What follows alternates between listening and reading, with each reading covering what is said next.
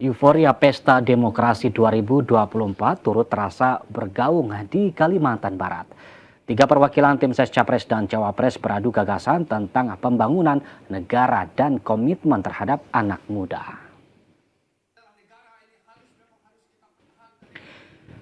Tiga perwakilan tim ses daerah dari masing-masing paslon Capres dan Cawapres beradu gagasan di hadapan anak muda Pontianak dengan tema Anak Muda dan Masa Depan Indonesia.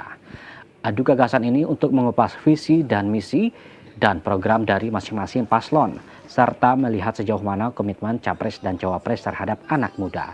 Koordinator kegiatan Ariga Tobias Tampu Bolon mengatakan melalui demokrasi forum ini memajukan peran pemuda Kalbar dalam menyumbangkan ide dan gagasan bagi kemajuan bangsa. Meski tidak semua tim ses paslon dihadiri ketua tim pemenangan daerah, Ariga merasa senang dengan antusias anak muda yang hadir untuk mendengarkan dan menyumbangkan gagasan dari masing-masing tim ses.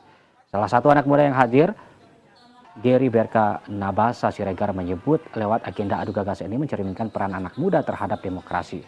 Gary menilai saat ini anak muda cenderung melihat politik sebagai sesuatu yang tidak penting, padahal sekarang tengah berlangsung kontestasi pemilu, sehingga lewat kegiatan adu gagasan ini menjadi pertimbangan anak muda dalam menentukan pilihan politik.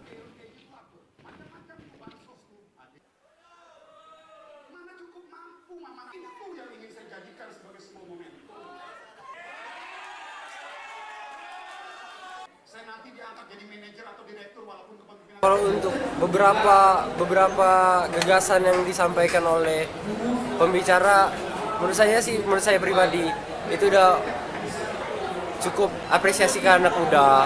Bagaimana anak muda bisa lebih maju lagi. Itu kan, tapi itu yang tadi saya sebutkan bahwa ini belum sepenuhnya. Anak muda Kalbar bisa loh bergagasan, bisa loh menanyakan apa sih janji-janji politik tim calon presiden kita ini, apa sih calon presiden kita ini janjikan kepada anak muda. Di sinilah nampak kalau adanya minat atau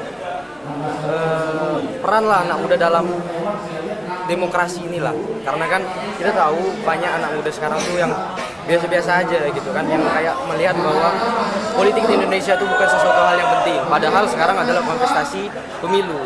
Nah, disinilah kita lihat bahwa anak-anak muda yang ada di Kalbar, anak-anak muda yang ada di Pontianak ini sebenarnya punya minat dan ketertarikan yang lebih terhadap pemilu ini, Bang. Ariga Tobias Tampu Bolon menegaskan pihaknya akan kembali menggagas kegiatan diskusi dengan menghadirkan seluruh ketua tim Capres Cawapres di Kalbar agar bisa semakin memantik anak muda untuk berperan dalam menyukseskan pemilu mendatang.